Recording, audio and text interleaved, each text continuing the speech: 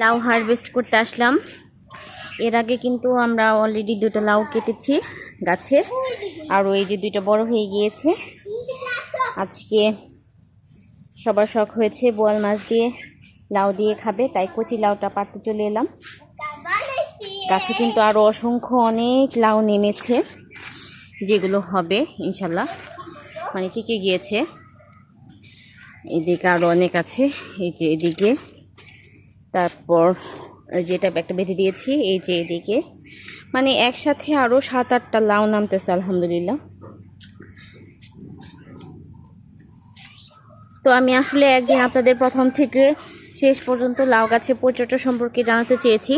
ইনশাল্লাহ খুব শীঘ্রই আপনাদের আমি জানিয়ে দিব লাউ গাছের পরিচর্যা কিভাবে করতে হবে। আজকে আমি লাউটা হারভেস্ট করিনি।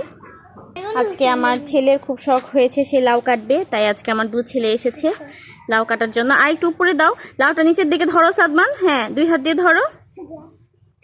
হ্যাঁ, 1 হাত দিয়ে কাটতে পারবে না আইমান, 2 হাত দিয়ে ধরো, 2 হাত দিয়ে ধরো, কাটারটা 2 হাত দিয়ে কাটো।